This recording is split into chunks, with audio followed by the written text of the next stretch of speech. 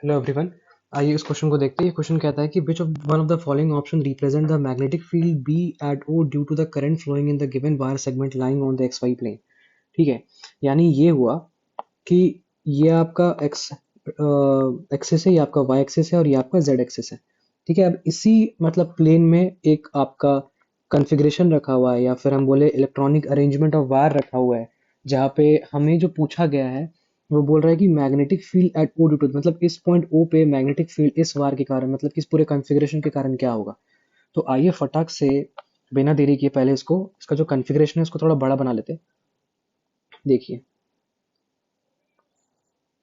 ये हो गया आपका स्ट्रेट वायर,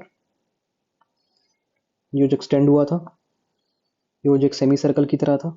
ठीक है, इसको थोड़ा सा एक्सटेंड कर देते हैं, ये हुआ आपका सेमी सर्कल। ठीक है, यहाँ से आपका एक स्ट्रेट लाइन था, मतलब एक स्ट्रेट वायर है।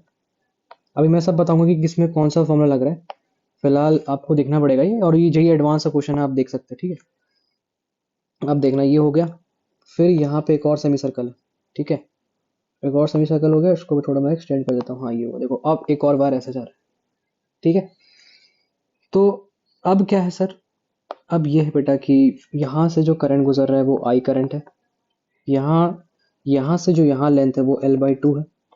ठीक है, यहाँ से जो यहाँ लेंथ है वो L है। और याद रखना, ये इनफाइनाइट वाला केस नहीं, कौन सा, मतलब कि ये जो वायर है ना, ये इनफाइनाइट से नहीं आ रहा, इनफाइनाइट मत मान लेना इसको। ठीक है, वो इनफाइनाइट से नहीं आ रहा था। अब देखो क्या कर रहा हूँ मैं, अब मैं बोला कि सर ठीक है, इसको एक्सटेंड करो। इसका सेंटर आया ओ पॉइंट पे, ये हुआ ऐसे। अब देखो, यहाँ से करंट जा रहा है ऐसे, मतलब कि इसका जो रेडियस गिवन है, क्वेश्चन में ही गिवन है L/2। अब देखो इसका जो रेडियस बना, ये इसका जो रेडियस हो जाएगा वो हो जाएगा L/4। ठीक है, ये L/4 हो गया। तो यहाँ से यहाँ जो डिस्टेंस है वो कितना है, 3L/4। यहाँ से यहाँ जो डिस्टेंस है वो हो गया 3L/4। और ये वाला भी डिस्टेंस कितना है, ये वाला भी डिस्टेंस हो गया आपका L/4, क्योंकि ये भी क्या है, रेडियस ही है। करंट का डायरेक्शन कैसा है, करंट ऐसे मूव कर रहा है। और यहाँ पे डायरेक्शन का भी ध्यान देना पड़ेगा, क्योंकि यहाँ पे देखो आप के कैप मतलब यूनिट वेक्टर को रिप्रेजेंट किया गया, और जब भी यूनिट वेक्टर रहता है इसका मतलब कि डायरेक्शन का भी यूज हुआ है। एक काम करते हैं, अब हम क्या करते हैं, अब हम इसको नेमिंग कर देते हैं। जैसे कि ये मैं मान लेता हूँ वायर 1, इसको मैं मान लेता हूँ वायर 2, इसको मैं मान लेता हूँ वायर 3, इसको मैं मान लेता हूँ वायर 4, इसको मैं मान लेता हूँ वायर 5।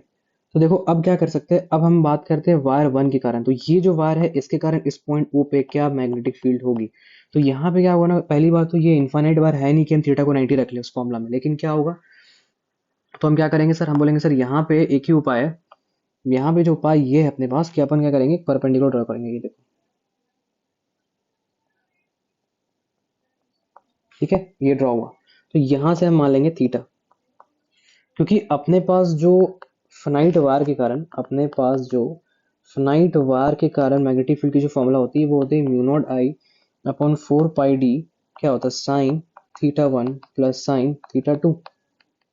और थीटा तब कहाँ से मानते हैं, थीटा हम इस पॉइंट से मानते हैं। कभी कभी थीटा यहाँ से ले जाता है, तब हम लोग कॉस यूज करें, तो क्योंकि साइन की जगह कॉस रखेंगे, वो कॉम्प्लीमेंट्री एंगल है। ठीक है, तो फिलहाल जो ये अच्छा, इस पॉइंट ओ से इस वायर का जो डिस्टेंस है यहाँ से यहाँ, वो क्या है, L/2। यहाँ से यहाँ हुआ L/2। ठीक है, फिर यहाँ से यहाँ भी क्या है, L/2 ही है। देखो ये है ना रेडियस, तो यही हो गया L/2, मतलब कि डी का वैल्यू क्या हो जाएगा, L हो जाएगा। ठीक है, तो क्या हम इसको लिख सकते हैं, μ0I/4πL। अब देखो, एक तो साइन जीरो हो गया। ठीक है, वो तो आपको पता चल रहा है, देखो बता रहे कैसे, क्योंकि एक आपका ऐसे एंड किया हुआ है तो उसका थीटा वैल्यू जीरो हो गया। ठीक है, और अगर हम बात करें थीटा 2 की, अब हाँ, अब सवाल उठता है कि थीटा 2 की वैल्यू क्या होगी, मतलब कि ये थीटा 2 थीटा की वैल्यू क्या होगी। तो क्या हम tan थीटा को लिख सकते हैं perpendicular upon hypotenuse, sorry perpendicular upon base. तो ये क्या हो जाएगा अपना परपेंडिकुलर, और ये हो जाएगा अपना बेस। तो परपेंडिकुलर का वैल्यू क्या हो गया L, और बेस का भी वैल्यू क्या हो गया L। तो L/L क्या मिला आपको, tan theta is equal to हो गया 1, मतलब कि थीटा को जो वैल्यू आ गया वो क्या हो गया π/4। तो हम क्या इससे यहाँ पे थीटा को रख सकते हैं, तो क्या हो जाएगा साइन 45, यानी क्या हुआ μ0I/4πL साइन 45 डिग्री, मतलब कि μ0I/4πL 1/√2। अब सवाल उठता है डायरेक्शन का। देखना, डायरेक्शन को ध्यान से देखना, ये वार ऐसे जा रहा है, मतलब कि थंब को अगर हम प्लेस करेंगे तो इस पॉइंट ओ पे जो मैग्नेटिक फील्ड की वैल्यू होगी वो क्रॉस मतलब इनटू द प्लेन हो जाएगा, मतलब के कैप आएगा, माइनस के कैप। ठीक है, अब देखो, तो ये हम किसके लिए माने थे, ये B1 के लिए माने थे। ठीक है। अब देखो एक, अब ये जो वायर है मतलब वायर टू, ये उस पॉइंट की एक्सिस पे लाई कर रहा, तो इसके कारण जो मैग्नेटिक फील्ड की वैल्यू हो जाएगी वो क्या हो जाएगी, जीरो। तो हम क्या कह सकते हैं कि B2 की वैल्यू क्या हो गई, जीरो। मतलब कि वो अगर पॉइंट, उस पॉइंट पे, जिस पॉइंट पे आपको मैग्नेटिक फील्ड की वैल्यू पूछ जा रही है और उसी पॉइंट पे कोई एक्सिस क्रॉस करता है, मतलब कि जो वायर की एक्सिस है वो क्रॉस करती है, तो उसकी जो वैल्यू हो जाती है वो क्या हो जाती है, जीरो हो जाती है। अगर हम बात करते हैं अब किसका, अब हम बात करते हैं इस सेमी सर्कल का। तो हमको सबको पता है कि जो मैग्नेटिक फील्ड ड्यू टू जो आर्क होता है वो क्या होता है, mu naught I phi upon 4 pi r. ठीक है। तो यहाँ पे ये क्या है, आपका सेमी सर्कल है, मतलब म्यू नॉट आई, फाई की जगह हो गया पाई अपॉन 4 पाई आर, तो ये हो गया, और ये हो गया mu naught I upon 4 r. ठीक है। अब देखो यहाँ से यहाँ जो ऐसा एंगल बना, मतलब कि ये जो एंगल हुआ, अगर देखा जाए तो ये कौन सा डायरेक्शन, देखो ये आपका एंटी क्लॉकवाइज डायरेक्शन है, नहीं ये आपका क्लॉकवाइज डायरेक्शन हो गया। ठीक है। तो क्लॉकवाइज है तो क्रॉस हो गया, मतलब कि ये भी क्या रिप्रेजेंट कर रहा है, माइनस के कैप को ही रिप्रेजेंट कर रहा है। ठीक है। डायरेक्शन की बात कर रहे थे तो ये भी क्या हो गया, माइनस के कैप को ही रिप्रेजेंट कर रहा है। अब सवाल उठता है कि यहाँ पे आर का वैल्यू क्या है, तो देखो आर मतलब रेडियस, और रेडियस का वैल्यू यहाँ से यहाँ क्या है, L/2 है। तो बिना कोई झिझक के आइए लिख लेते हैं, mu naught I upon 4 L/2 है, और यहाँ पे माइनस के कैप है, तो 2 से 2 कट गया, तो कितना हो गया, यहाँ पे हो गया आपका mu naught I upon 2 L minus के कैप। ठीक है। अब देखो, अब हमारे पास आता है ये वायर को हम नाम नहीं दिए थे शायद, हाँ नहीं दिए थे, इसको हम दे देते हैं 6। अब देखो एक चीज मैं छोड़ दिया, ये वायर मतलब कि ये फोर्थ वाला वायर, इसका भी पॉइंट ओ से, मतलब इस वायर की जो एक्सिस है वो उस पॉइंट से गुजर रही है, इसका भी मैग्नेटिक फील्ड का जो वैल्यू वो क्या हो जाएगा, B4 का भी वैल्यू क्या हो जाएगा, B4 का भी जो वैल्यू हो जाएगा वो जीरो हो जाएगा। अगर हम बात करते हैं B6 का, तो B6 भी एक आर्क है।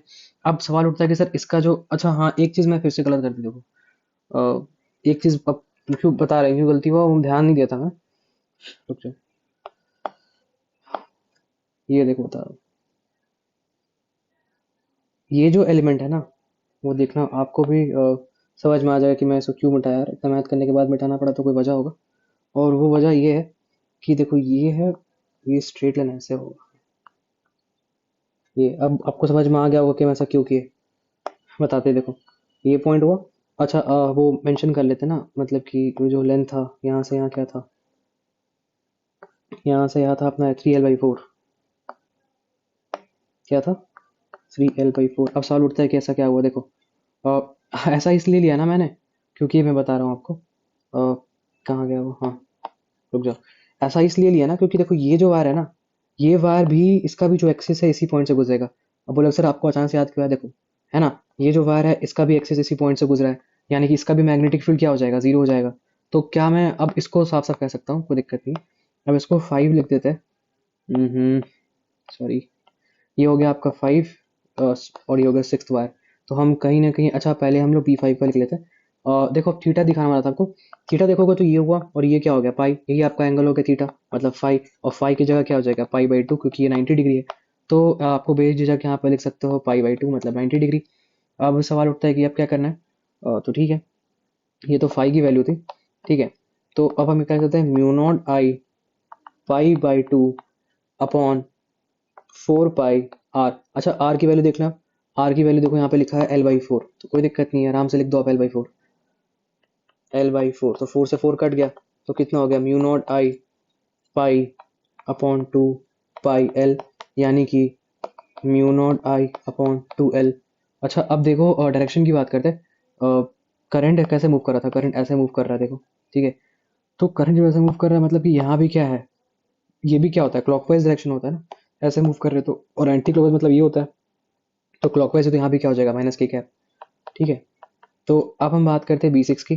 तो अभी आपको बताया कि B6 की वैल्यू भी जीरो हो जाएगी। अब ऐसा क्यों हुआ था, आपको बता दिया था कि ये भी जो वायर है इसका एक्सेस इस सेंटर से क्रॉस कर रहा था, तो वो तो होना ही था, मैग्नेटिक फील्ड की वैल्यू जीरो। तो यार अब क्या हुआ, अब देखो अब कुछ नहीं करना आपको, अब सिंपली आप B नेट कर दो। तो B1 की वैल्यू क्या थी, B1 की वैल्यू अपने पास है mu naught I upon 4√2 pi L, 4√2 pi L. ठीक है।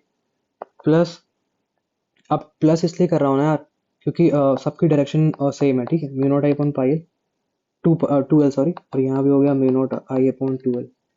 और तो कुछ छूट नहीं रहा, एक बार आप देख लेना, मेरे हिसाब से तो नहीं छूट रहा है।